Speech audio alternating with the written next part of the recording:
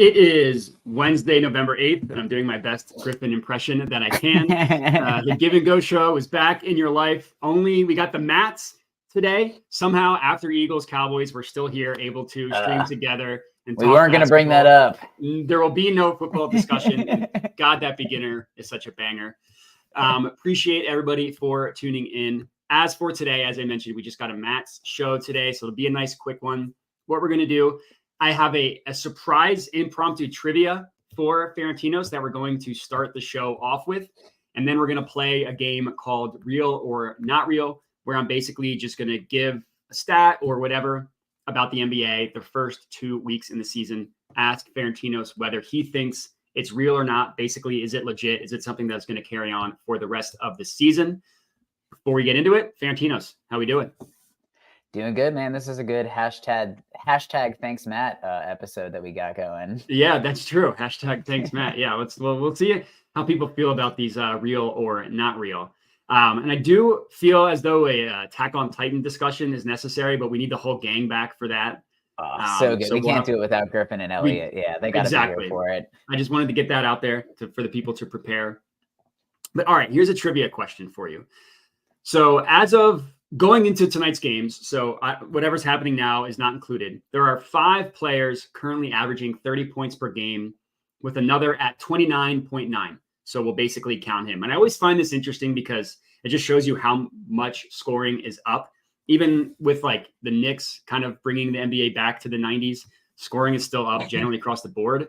So can you name, or how many of the 6 players that are averaging 30 points per game? And this is including one guy at 29.9. I'll give you a hint. Your guy, Cam Thomas, just below. I think he's at like 28 or something. So he's going to say, rocking the Cam Thomas jersey. It just came in the mail. So. Oh, nice. I thought that was your Harden one because we got a revenge game. Not wearing that. Game. That one's retired for now. Yeah, that's fair. But, I mean, Luka Doncic, that's one. Yep. He's one. Is Nikola Jokic another? No, he is not. No. He's not at 30. Joel Embiid. Yep, he's second. Doncic is third, Embiid's second in terms of points per game. SGA?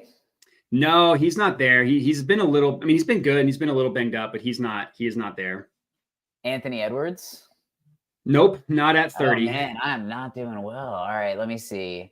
Because I saw a quote recently that Jamal Crawford said if he was playing in the league today, he would be averaging like high 20s. It just made me think, the scoring definitely is up. I did see that. That was funny. All right. Paul George? No, not PG. He's averaging 25, although he has been playing well. Damn. All right. I'll give you there's 2 in the East. So you've gotten 2. You have 4 left. There's 2 in the East and 2 in the West. So it's split 50-50. Did I already say Steph Curry? You have not said Steph. He's one. Steph. Okay. And so there's 2 in the East, 2 in the West, and I just took the one other from the West. Correct. Yeah, that's correct. Okay. I can give you hints if you need them. I'm gonna try to do some mental math.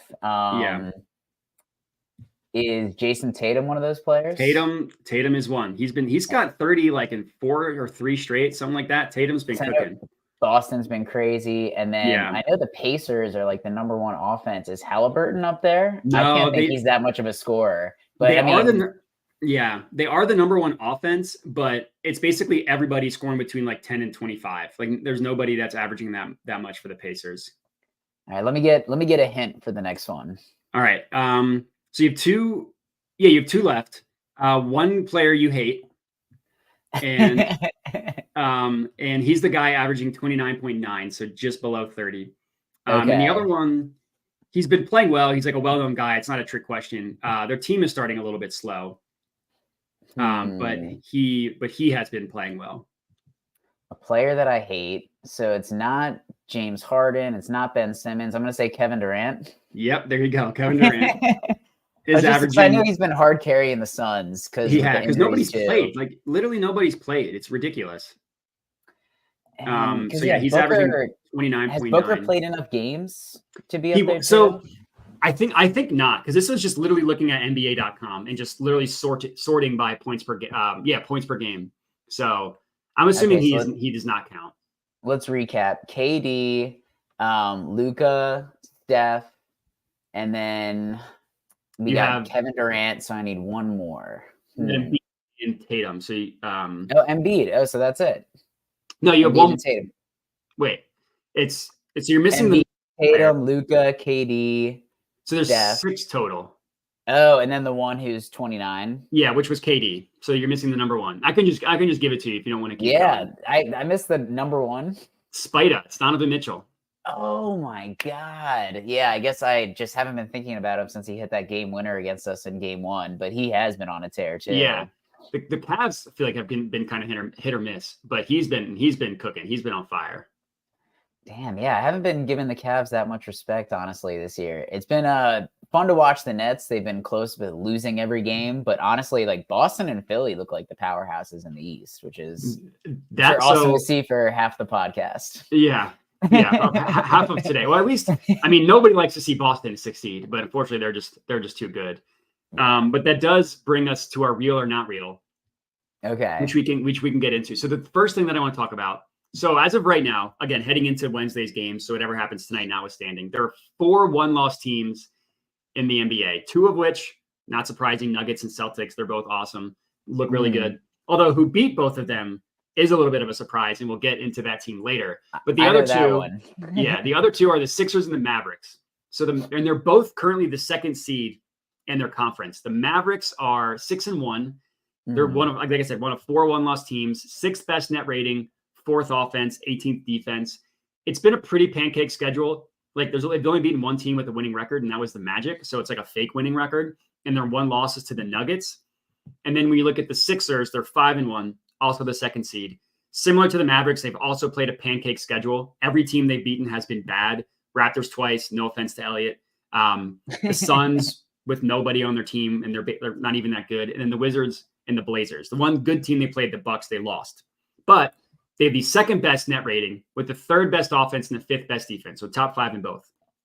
So my question lost to by you, 2, right? To the Bucks. Like, and they were really close game. They were winning late and they kind of blew it. A little bit of a ref show, but they still should have closed it out. Because I mean, every NBA game turns into a ref show. That's just how it goes. 4th quarter, the last 2 minutes, last 30 minutes typically. Yeah, it's terrible. So my question is, between the Mavericks and the Sixers, are one or both or none of them real or not real? And when I say real or not real, I don't mean get like a title favorite but just like, can they make noise in the playoffs? Are they going to be at the top of their conferences the rest of the year?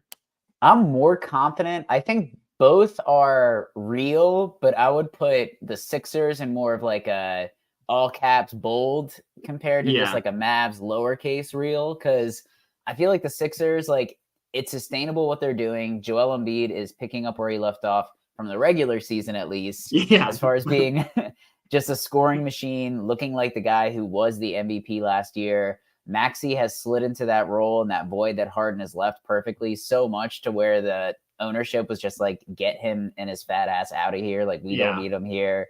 Maxey is like taking the step this year to be a superstar, which is what they were looking for.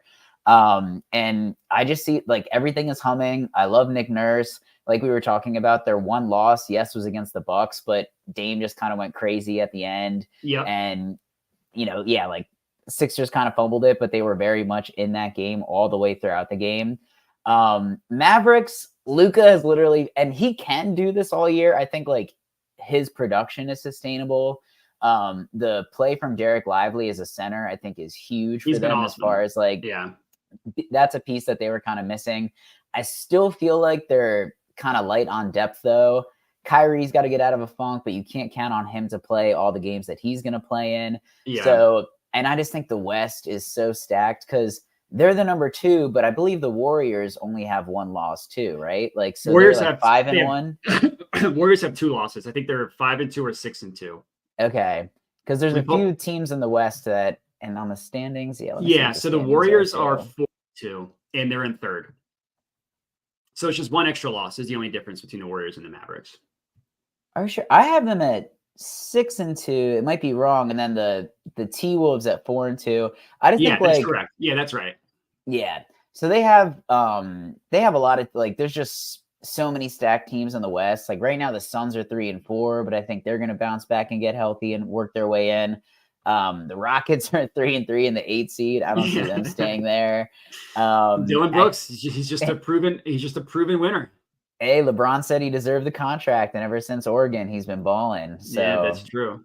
I mean, we'll see. LeBron has an eye for talent. Not as good as LeGM as he is a player, but yeah, I mean, I just think that the Mavs would most likely fall on the 2 seed. Like I could see just one of those teams leapfrogging them. I don't think they're going to keep it up. They're definitely going to finish higher than I thought, I think, in the over-unders.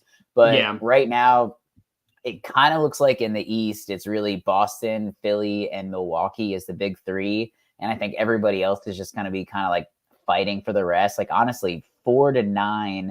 And let's look like, so Atlanta's at 4-3. And then Indiana and Orlando's at 4-3 too. And then there's 1, 2, 3, 4, 5 other teams that are 3-4. So it's really just going to be a dogfight in the East.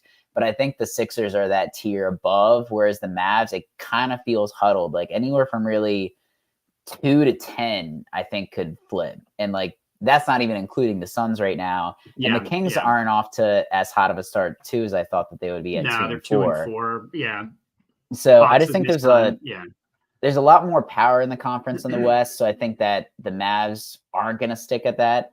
And the Sixers, I think, comfortably will be at the 2 seed. Hey, who even knows? Maybe even fighting for the 1 with Boston if they could just take care of their wins against, it seems like they have no problem beating a lot of the teams in the East that I still think are pretty whole teams and pretty good, but it just shows that the Sixers really are kind of on that other level.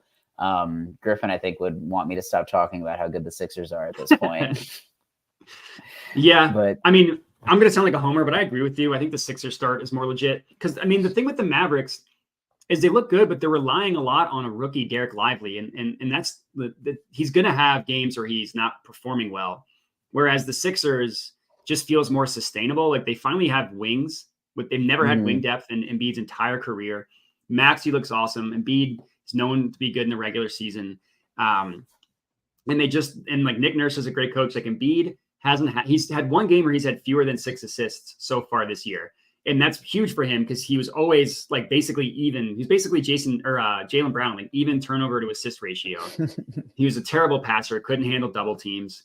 And I agree. And the fact about the East is true. Like the Bucks like have disappointed. They're 4-2, but they haven't looked great. They have one of the worst defenses. And Chris Middleton looks like a shell of himself. And if he isn't their like clearly third best player, they're going to struggle. And their defense, I don't know how fixable it is because Dame is a net negative and they've lost a ton of depth on that defense. Kind of like, not to the same extent, but kind of like the Mavericks. Like they're very top heavy. So I can see the Bucks finishing in the 3 seed. I still would put both Boston and Milwaukee ahead of the Sixers in terms of like coming out of the East. I don't think that's not really a hot take, but I definitely think the Sixers are going to be better than people thought heading into the year because they had such a dramatically absurd offseason. Yeah. I'm with you there. Yeah. I think we're in agreement on this one. There's a lot of interesting things that I'm curious to see, like if they are going to be sustainable. I mean, I think I know we're going to talk about it later. I think the Minnesota Timberwolves defense is something that will continue to be sustainable. So I think that's why I'm pretty bullish on them. Clippers are 3-3, but they got to figure some stuff out. I mean, wherever you want to go, I'm down to talk because, a lot of these teams are really interesting right now. I'm loving the beginning of the season, though. I know. It was a big distraction after Sunday night, so that was nice for me.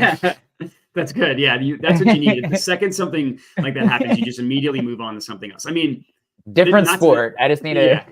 But after the Super Bowl, when the Eagles lost, I immediately started playing Hogwarts Legacy. I was like, what can occupy my brain for like the 100 percentile capacity? Oh, that's a great thing to immerse yourself into. Yeah. Like, you know what?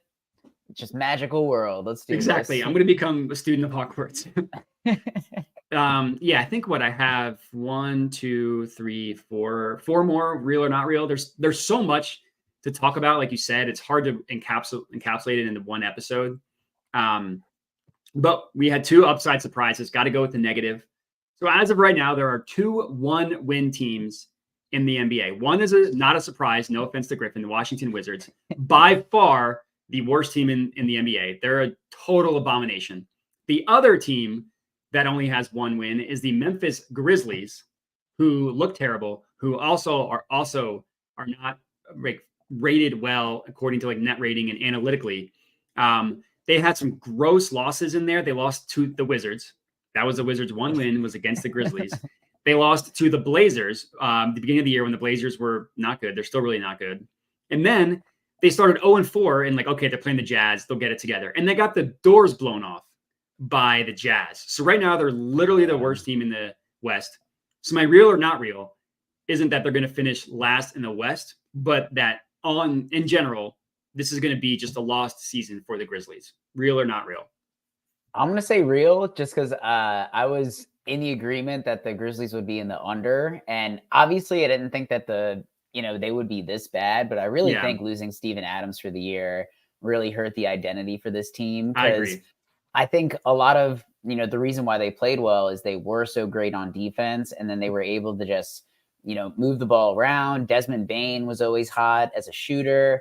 I do think not that Marcus Smart is a plus on offense. He's definitely a good defensive guard. I would say he's about on par with Dillon Brooks as far as their offensive game, but you could just tell, just watching the games and watching them this season, they really don't have an identity there. Yeah. And then just that toughness. Steven Adams was also one of the best offensive rebounders in the NBA. He has consistently been one of the top offensive rebounders in the league. So just second chance points they're also suffering from. And if you're losing games to the Wizards, that's not a good look. It's not good. And Embiid just put up 29 points in one quarter against the Wizards. Oh, yeah. Yeah. So I think that is real. I think the Grizzlies, if Ja comes back and they're on fire, I still think it would take like a Lakers second half run last year just to get to the play-in. Yeah, I agree with you. And I think that I think the general thought is, oh, they'll figure it out. They're too good not to. But it's like outside of Desmond Bane and Jaren Jackson Jr., it's like their team is just Kenny not Lofton? good. Who do they have? It's Santiel Dama, David Roddy. It's like a bunch of players that were really good in a limited role that now need to play more than a limited role and are showing that they're not good enough. And we did the over-unders before Steven Adams got hurt. I don't know if he would have totally changed my mind, but that is a tangible difference. And Griffin said this, that he thinks that it's a bigger deal that he's out than it is Ja Morant. I also think this was a Griffin point, to not give him too much credit, but that they're going to miss Tyus Jones because he was their backup point guard. Whenever Ja Morant didn't play, he was always the stabilizing force, and they just don't have that. And like Marcus Smart's fine, but he can't be your third best offensive player. And Jaren Jackson Jr., he just doesn't rebound. There's like always something I feel like missing with him. And as good as Desmond Bane is, he still needs someone to set him up.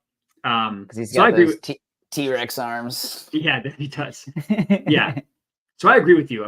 They're just really bad is really what it comes down to. And I don't think that they're going to get it together. Like, I think it's going to be one of those years where maybe they're good next year and we just kind of forget, like it's just like a blip type thing.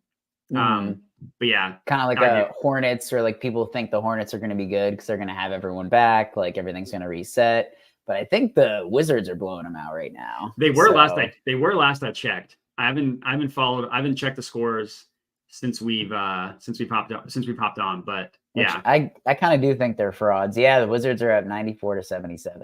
Sixers are up 10 on the Celtics. God, Celtics are frauds. What a fraudulent.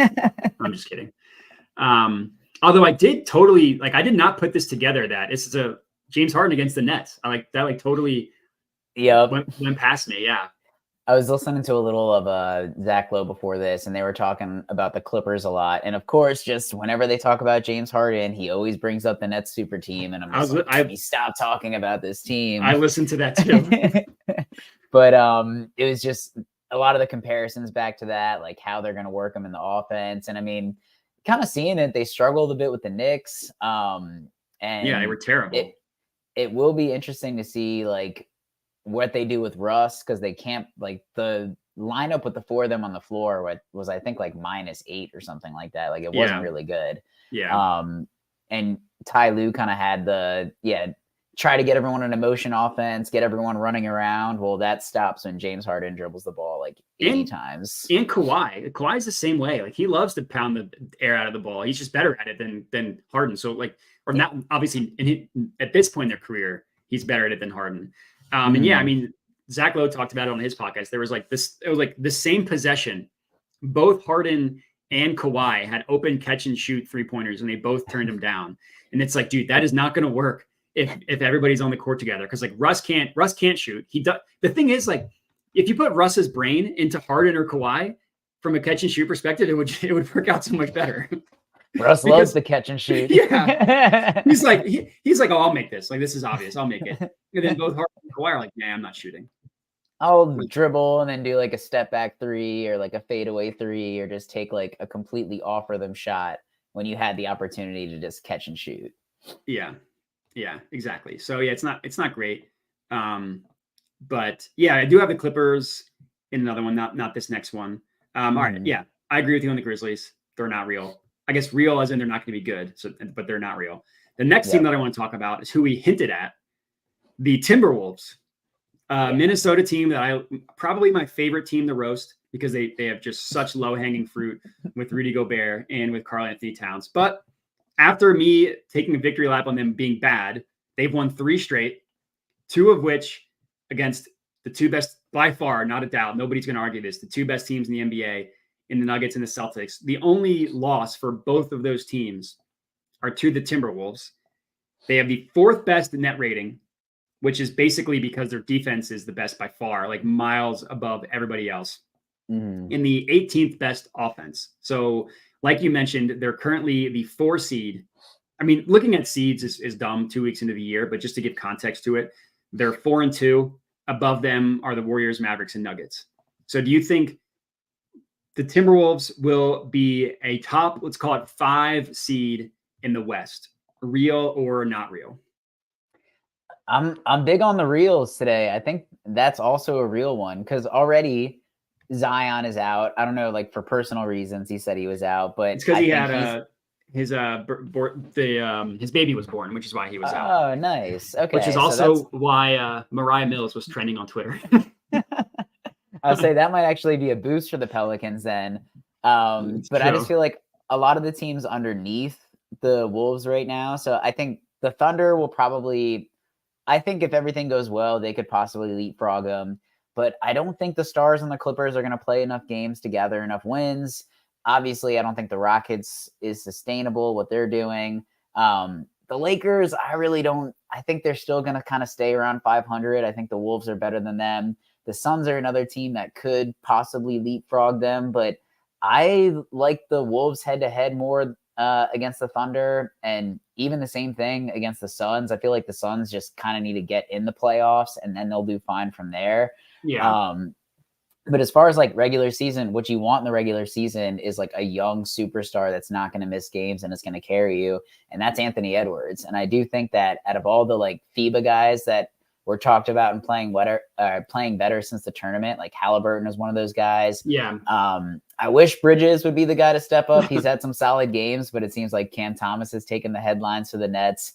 But Anthony Edwards, I mean, that 4th quarter, he just took over against the Celtics. He was amazing. He was hitting jumper after jumper, even playing lockdown defense, getting the steal. Like he has everything going in his game right now. And I think him being able to overcome and just take over a quarter where you have the kind of like clunky fit with Cat and Gobert still on offense about not really what to do there, but they're just so good on defense that it's worth having them on the floor.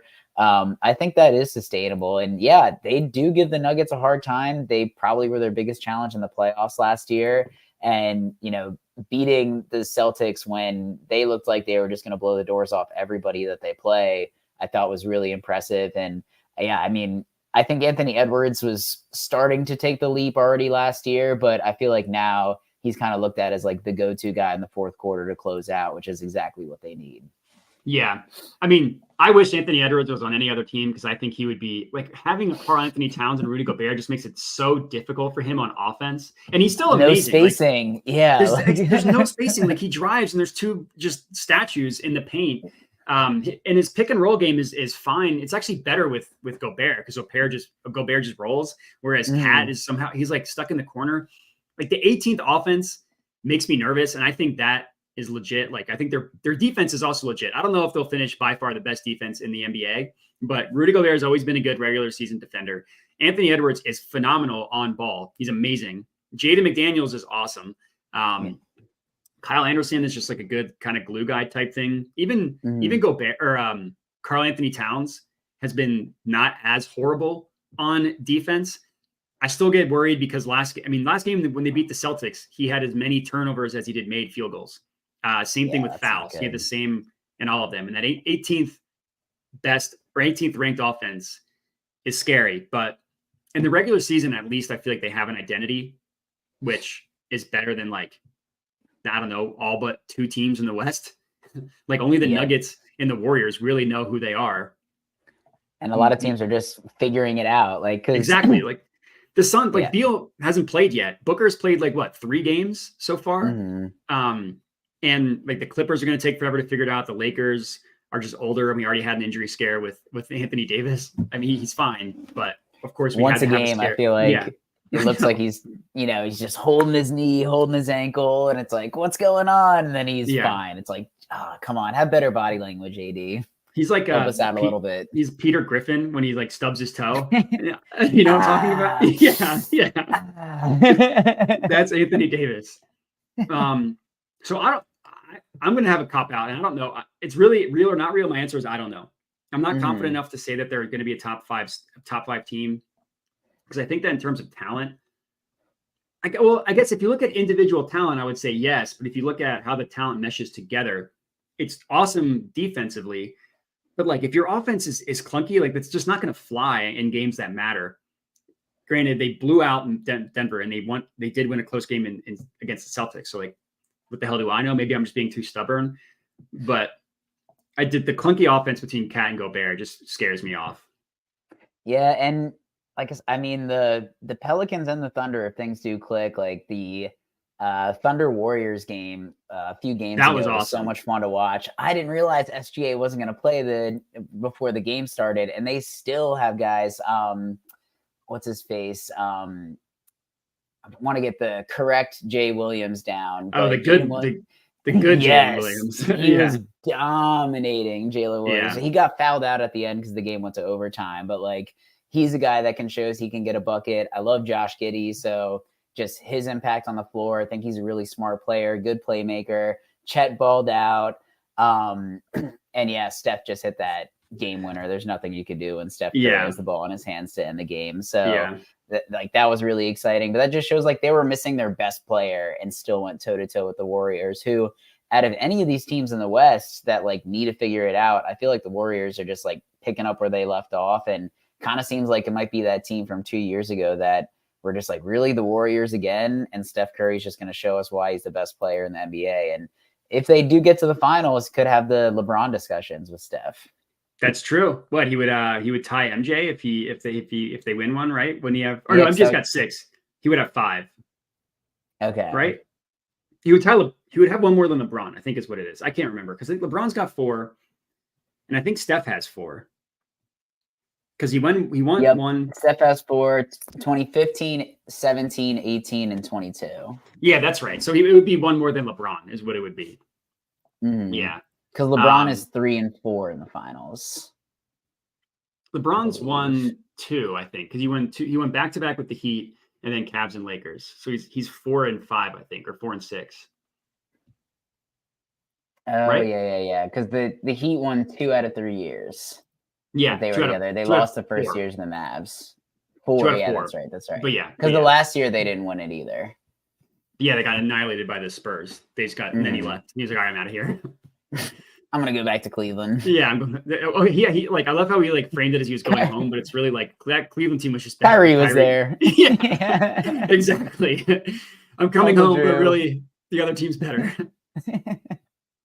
Yeah, that team was just perfect to land LeBron. I mean, I think that's the best rebuilding strategy until he retires, is literally try to be a destination for LeBron James. Yeah, draft his son in the draft, and then he'll go there. All right, next strategy. One. Yeah, next one. It's our only player-specific one. This is probably not going to be that long of a discussion, but Jokic right now is clearly the favorite to win the MVP in terms of odds. Luka's second, Embiid is third. Is Jokic just going to run away with the MVP this year? Like, is it just not even going to be a discussion? I think if the Nuggets are just like a few games above everybody else, because I think out of all the teams that like basically the top 4 in the East and the West, I still think the Nuggets like are a tier above everybody else in the West. And I do think agree. if they get out to like a 5-game lead, like maybe 10-game lead above someone else, and just everybody else is kind of in a dogfight and the Nuggets are cruising, I think Jokic is going to win it. Because I think it's still kind of on their minds that he was head to head in the race last year, didn't get it, but they won the title. So I do think just like defending champs, still the number 1 seed after going, and then, you know, like I feel like at that point it'll be like, is this going to be another Warriors? Is this going to be another dynasty? And if Jokic already passed LeBron, I think, for career triple doubles, so like, it's insane if he just continues to put up triple doubles to like maybe even because Russ has the single season record for triple doubles, right? Just averaging a triple double. I feel like that's got to do it. Russ did that like I think 3 years or 3 years total. He averaged a triple double. I'm pretty sure because he did it when he was on the Wizards, even though that team was terrible. Well, the first year he did it, I thought that was when Harden should have won MVP. I agree. Yeah, I agree. Because Harden had like 36 points per game, which is crazy in like 2017 or 18, I think. Yeah, that was nuts. He averaged a triple double 3 straight years on the Thunder, and then he also did it on the Wizards as well. I remember that on the Wizards. I didn't realize he did it 3 straight year on the Thunder. But yeah, I mean, I agree with you. Harden should have won MVP. People just wanted to give it to Russ because KD left and he stayed and he signed and he played well, but yeah.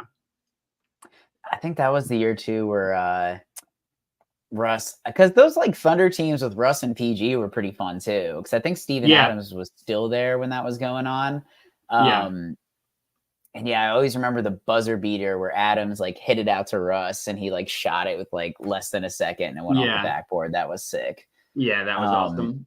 Yeah, I think they always just lost to 1 year they lost to the Blazers when they had Russ, and that was the Dame where he. Well, that was a good shot. Yeah. Yeah, it was a bad shot. Yeah, that was 45-foot step back 3 on Paul George. Bad shot. Well, not when Damian Lillard takes it. But yeah, no. Just to get back on track, I do think though, like that's why I kind of picked Jokic, although it was like going chalk for MVP, like. Especially, what are the odds? Like, how much more is he above the next? I didn't actually write down the odds. I just looked at the standings. Sometimes they take it away. Let's see. So right now he's plus 270. Luka is next at 420. Blaze up, and then actually Embiid and Tatum are tied right now. That wasn't the case earlier, but they're tied at 750. So it's like pretty clear 1, 2, and 3. I think if the Sixers keep up pace with Boston, I think that'll kind of hurt Jason Tatum's MVP odds. And also Boston's so stacked. Like literally so good. Yeah. When you have a team of Drew Holiday, Jaylen Brown, and they're gonna have nights where they all Porzingis, who's playing crazy really good right now. Like it's just it's kind of hard. I mean, Tatum is the lead guy. If he is averaging 30 points a game, like, and hasn't won an MVP before, and I feel like the sports writers just like Boston, so I feel like he'll get. Yeah. I feel like Bill Simmons is kind of definitely pushing that narrative over and over again. Yeah. But I think that's the only threat is if like one of those East teams like really rises above, because especially with Milwaukee getting Dame and Giannis together, I don't think either of them have a chance just because it's a duo and a team up, and it feels like more they would take votes away from each other. Yeah. So if the Celtics are like overwhelmingly the number 1 seed and look really dominant, I think Tatum might have a shot. But I think I am more of a believer that the Nuggets will do that, and being that far ahead in the Western Conference, I think is just that more impressive. And Jokic is ridiculous. Yeah, I mean, especially because like they just came out today that Murray is going to be out the rest of November, so which sucks. Yeah, it's just a hammy, so it's like he'll presumably be fine in the long run, but they just don't want to take any risks with it. So if they're still the 1 seed with Murray missing an entire month, then I think it won't even be a discussion. I actually kind of disagree with you. I don't think Tatum will ever win an MVP. I just don't think, unless like there becomes a scenario where the Celtics aren't as good and he keeps them afloat. But the team is just too good. I don't think it's going to be Embiid unless the Sixers are like far and away the 1 seed, because it's just voter fatigue. Like people are sick of him, and I don't blame them. I think the biggest threat is going to be Luka. If the Mavs continually are the 2 seed and like Luka, the team around the Mavericks is significantly worse than the team around Jokic. Jokic is obviously a better player, but if he can keep them to the 2 seed, I think that people are going to be really impressed, especially if Kyrie never really puts it together because he hasn't scored more than like 22. I don't know how he's doing tonight, but he hasn't scored more than 22 points in a game so far.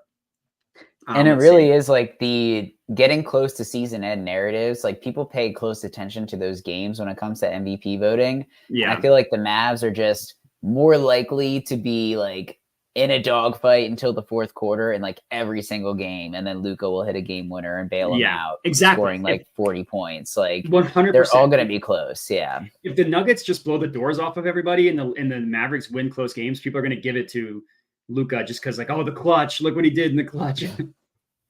And like that's going to be the highlight shown on SportsCenter all the next day. Exactly. Yeah, exactly. But I agree with you. I think it's going to be Jokic. Even like last year, they're far and away the 1 seed, and that almost was a detriment to Jokic winning MVP because they took their foot off the gas after the trade deadline, and that's when Embiid and the Sixers surged. So they flip flopped basically at the trade deadline because they were so far ahead. They just stopped trying. It was like, well, we're good.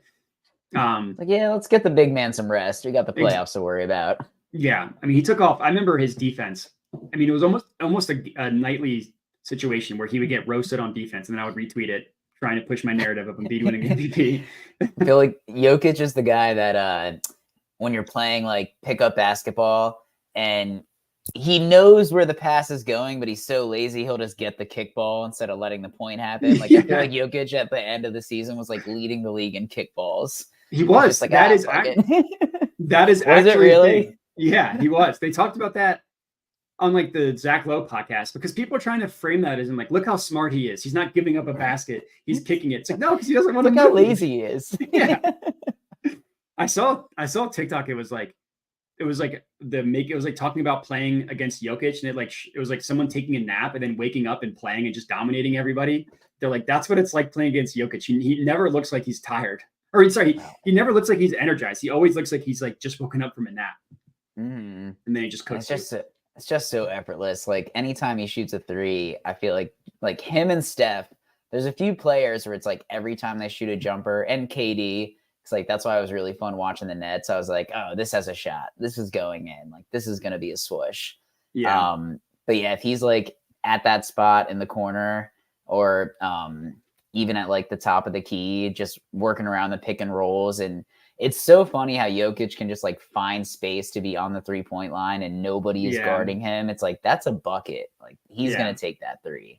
Or he does that like ridiculous end of the shot clock where he like heaves it like he's shot putting it above his head. Yeah. I think that always goes in. The like Dirk would do that on the baseline like 10 feet away. And Jokic and Dirk would do like the one-legged fadeaway. Yeah. Yeah, he's ridiculous. We'll never see somebody like Jokic just because he does it so effortlessly. All right, so Jokic is going to run away with the MVP. That's real. All right, the last one, we've already talked about all three of these teams, but just to kind of put context to it. So again, looking at standings is dumb, but we're going to do it anyways. Right now, the Clippers at 3-3 are the 7 seed, so they're the top playing team.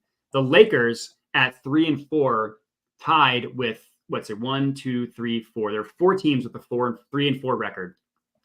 Lakers would currently be the 10 seed. The Suns would currently be the 11 seed and out of the playoffs. So between these 3 teams, will one miss the playoffs entirely, including the play-in, just not even be in the top 10? I'm going to say no, besides like possible catastrophic injury, but I hate going off of injuries because the 2 teams in between in the 8 and 9 seed are the Rockets and Spurs, who I'm pretty sure the Spurs are getting worked by the Knicks currently right now on my TV at 85-63. Like Wemby's going to have his nights. I don't really see them taking 2 from the Suns again, like on back-to-back nights. That was ridiculous. That was kind of crazy. And I feel like Kevin Durant's literally doing it on his own right now.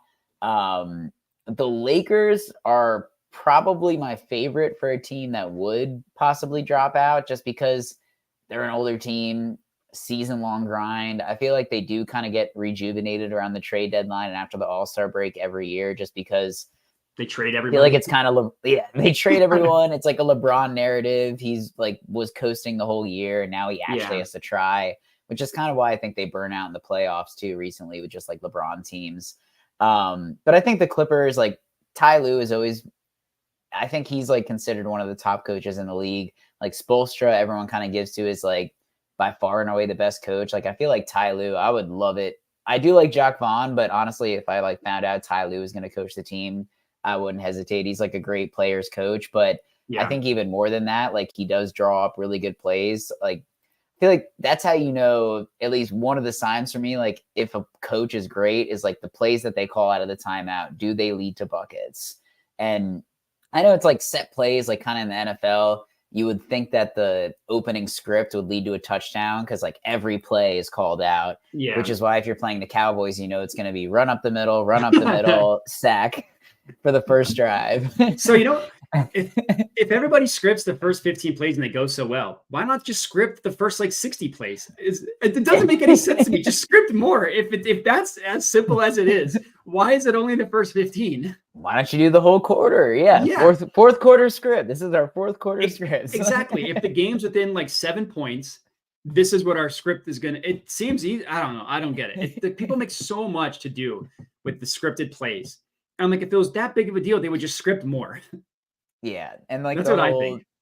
Halftime adjustments narrative and things like that. But at least in the NBA, like right out of a timeout when they can run set plays, like I just think like that's where you kind of see the coach kind of shine. So it's like that's really the coach calling up a play.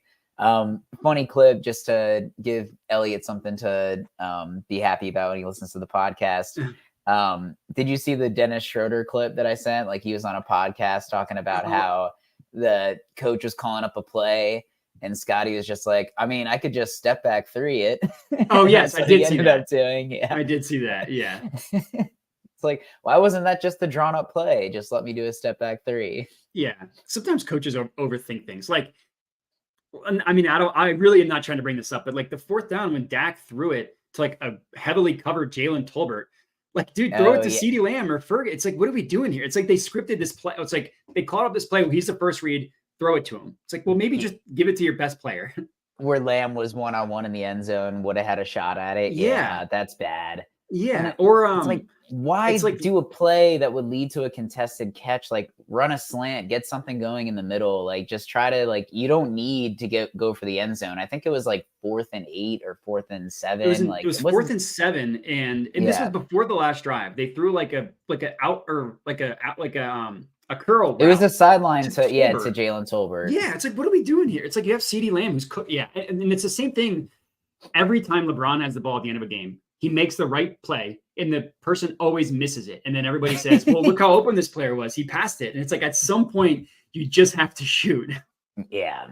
That was always the LeBron narrative. It's like, he made the right play. It's like, yeah, but you don't have Robert Horry to hit it to every time that's going to hit a shot. Like, thank God you passed it to an open Iman Shumpert, but like he's open for, it's like they just did it. I watched this game against the Heat last game. They lost by 1. He gave a wide, he like drilled or I can't think of the word, but he like basically made it so they had a wide open shot to Cam Reddish because he drove and kicked it out to him. So yeah, Cam Reddish is wide open for a reason because he sucked. And then he missed it. The defense was not keying in on Cam Reddish. Exactly. It's like, yeah, they make such a big deal of this stuff. And it's like, maybe just get it to your best players. I just love that Jimmy Butler did the photo shoot he did, because anytime it's because I saw the thumbnail for like the Lakers Heat highlights and it was Jimmy with his emo hair, and it's just so fucking good. Oh man, the Sixers are about to blow it. They were up. They're up 90 to 104 one minute ago. 104 to 100 with a minute left. Oh man. And the Nets Clippers is good too. 73-71. There you go. PG has scored 2 points in the second half. I needed him to hit 25. It looks like that's not going to happen. Nobody cares. But yeah, all right. So you do think that one of the three will end out of it, like literally not even in the top 10? Yeah, I do. I think if anything, I would say no, actually, because I think just the 8 and 9 were the Rockets and Spurs, and I don't think they're going to stay there. So I do think that all of them would, like, even if we're looking at the stands right now, you could reshuffle 2 to 6, honestly, a little bit. But if I like had to just get rid of teams right away, I would probably get rid of the Rockets, get rid of the Spurs. Don't think the Grizzlies are going to bounce back. Kings would be an interesting team that might, find their way up in the top teams too. So that could be a potential team that leapfrogs them. But I do think all of those 3 teams would be in the play-in. If I had to nominate a favorite to miss, it would be the Lakers. I actually I could make a case for all 3 of them. I kind of feel like it's the Suns. Like Beal hasn't played yet. Booker's missing time. Like at some point, these teams need to play, at least with the Clippers. At least they're playing right now. I mean, who knows what's going to happen? Right now, everybody's playing on the Clippers, and they're at least which is nuts to say. Like, PG, like it's been how many years in the making? Yeah, it's nuts that they are the one team that is of the 3 that is actually playing together. But like, I guess LeBron and AD have played every game, but Gabe Vincent's been hurt. Hachimura's hurt. Vanderbilt's hurt. Taurean Prince is hurt. Austin Reeves really hasn't found his footing yet. He has not been good. I mean, he'll get it together. He'll be fine. But he has not been good to start the year. So, all right. That's all I had for real or not real. Did you have anything that you wanted to bring up about the NBA? No, I mean, I just think a lot of the team, like the East is going to be a lot of fun. I think that there are so many teams like, we were just talking about literally besides the Celtics, Sixers, and Bucks, I have no idea what's going to happen like 4 through 12, just because there are so many teams. Well, we know that the Wizards will be at the bottom, but Wizards will be 15. I think that's the only definite that they have. But like the Nets are a team that are still figuring things out. I know I'm biased, so I have to bring them up, but like they've had a lot of injuries and there's been playing a lot of different players in different lineups. Lonnie Walker is looking great. He's had more time. I think if this was the version of Lonnie Walker on the Lakers last year, they would have tried to keep him around because he's been stepping up. I think the Magic are going to be a lot of fun to watch just with Banchero continuing to get better and Wagner just like taking over and being like kind of the clear number 1, I think, on that team for now. But to even have like both those players as potential superstars on your team is a great sign. Talking about the resurgence of Markelle Fultz a little bit earlier too. They just have a lot of guys that are making good hustle plays.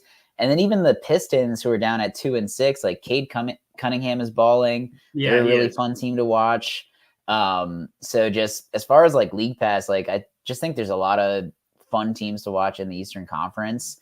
And I think it's going to be a dogfight. It'll be interesting, like to do kind of like the All-Star break to see where the teams are shaking out and how the race is going to go for the end of the season. And I guess one comment that I did want to make, the freaking courts for like the in-season tournament. Absolutely terrible. The 100%. Nets Bulls, I was like, wanted to bleed my eyes out. It was like this blood red, awful court. Like I was like, what is going on? And there's like a few where I saw and just like the weirdest, strangest colors on the court just makes no sense. I hate it. Everything should be hardwood. Yeah, it's terrible. I mean, the standard Nuggets hardwood color. Nuggets one looked bad. The there's another one. The Heat, like their Heat culture jerseys and Heat culture court. It's like, get over yourselves. The Heat culture was cool when it was like this mysterious thing. When you start marketing it, it's like, all right, nobody like now it's just becoming lame. Yeah. And Gilbert Arenas is like, oh, I guess LeBron is the Heat culture, which I thought that did make sense because they still made it to the finals twice in the past few years with like Jimmy Butler. And I guess that like kind of scrappy team Heat culture attitude. Yeah. If LeBron took Heat culture with him, I think that those Lakers teams would have made a few finals. Well, I guess they did win one, as Griffin will say, but that was a Mickey Mouse championship. That was it. Absolutely. Yeah. Well, the Sixers almost blew it, but they won. I had to pull up the Celtics Celtics had a last shot down 3 to tie it. They missed.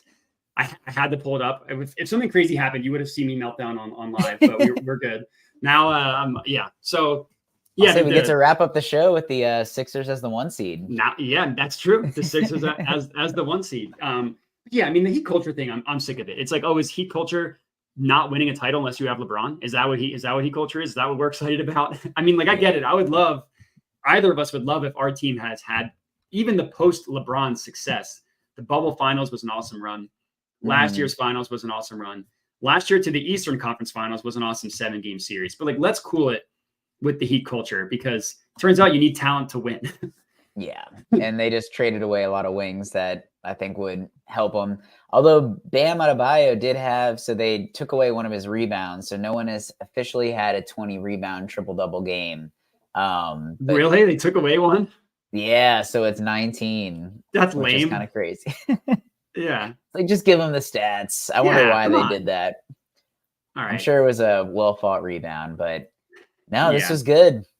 We should do this match show more often. Yeah, I agree. Let's kick out the other losers. Cool. All right. Well, if you're still hanging in with us, we appreciate you. Make sure to like, comment, subscribe, all that good stuff. Share with your friends. Share with people that aren't your friends. Share with strangers. Do whatever you got to do to keep the Give and Go show growing. We'll be with you next Wednesday. I will be here next Wednesday. And until next time, we'll talk to you later. Sounds good. Ciao.